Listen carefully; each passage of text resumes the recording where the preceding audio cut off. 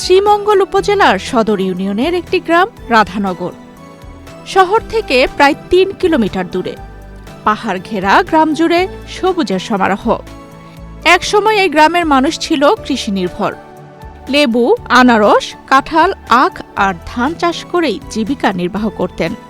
কিন্তু গত ১ দশকে বদলে গেছে গ্রামের এই দৃশ্যপট। কৃষি নির্ভর গ্রামটি এখন হয়ে উঠেছে পর্যটক নির্ভর। পাহাড়ের ভাঁজে ভাঁজে গড়ে উঠছে ৫ তারকা হোটেল সহ বহু রিসোর্ট, হোটেল, ইকো কটেজ ও খাবারের দোকান। সড়কের ২ পাশে গড়ে উঠছে বিভিন্ন ব্যবসা প্রতিষ্ঠান। এক কথায় পুরো গ্রাম জুড়েই লেগে আছে পর্যটনের ছোঁয়া। প্রতিদিন দেশ বিদেশ থেকে পর্যটকরা আসছেন এখানে, অবলোকন করছেন এই গ্রামের প্রাকৃতিক সৌন্দর্য। রাধানগর আসার মেইন স্পেশালিটি হচ্ছে প্রথমবার যখন আসছি তখন এরকম ছিল না, একটু ডিফারেন্ট ছিল। তো গ্রাম্য পরিবেশটা একটু বেশি ছোঁয়া এখানে।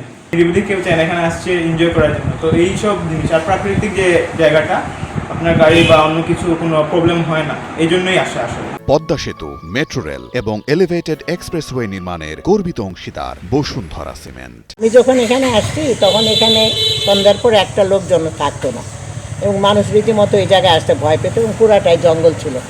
তা আমি এসেছি কিন্তু এখানে গেস্ট হাউস বানাবার উদ্দেশ্যে না, আমি একা থাকার জন্য এসেছিলাম। বাট আমি যখন একটা রুম করলাম তখন কিছুদিন পরপরই বিদেশি সাহেবরা আসতো, এসে বলতো is it a guest house? আমি বলতাম no, it is not a guest house. এই no not a guest house বলতে বলতে আই গট সো টায়ার্ড। তখন আমি বললাম ঠিক আছে, একটা দুটা রুম করি। এইভাবে একটা দুটা রুম করতে করতে এখন 17টা রুম হয়ে গেছে। স্থানীয় বাসিন্দাদের মতে ৫ তারকা মানের hotel grand Sultan and tea resort দিয়ে রাধানগর গ্রামটি শুরু। গ্রামের পথ যতই ভিতরে যাবে চোখে পড়বে দৃষ্টিনন্দন সব রিসোর্ট আর কটেজ। শ্রীমঙ্গলে ঘুরতে আসা পর্যটকদের বড় একটি অংশ থাকার জন্য এই গ্রামকেই বেছে নেন। পর্যটকদের আনাগোনায় সারা রাতই প্রায় জেগে থাকে গ্রামটি। তথ্য বলছে এই গ্রামে পর্যটন খাতে ব্যবসায়ীরা বিনিয়োগ করেছেন ২০০ কোটি টাকার মতো। আর বিনিয়োগ যত বাড়ছে ততই বাড়ছে এই গ্রামের জমির মূল্য।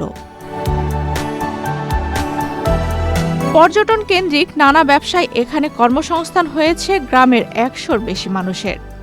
দেশের বিভিন্ন প্রান্ত থেকে ট্যুরিজম ব্যবসায়ীরা এই গ্রামে এসে বিনিয়োগ করছেন।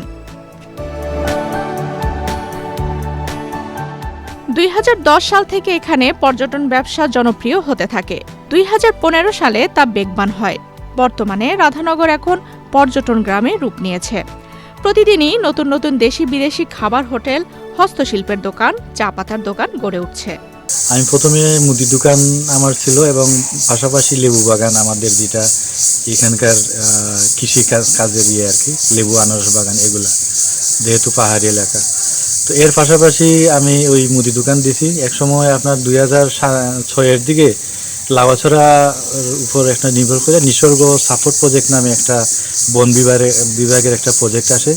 সেটার আওতায় আমি 2007 সালে ইকো কটেজ, নিসর্গ নীরব ইকো কটেজ আমি গড়ে তুলি। তো আমি প্রথম আপনার শহরের বাইরে কিংবা এই গ্রামে আমি ইকো কটেজ করি।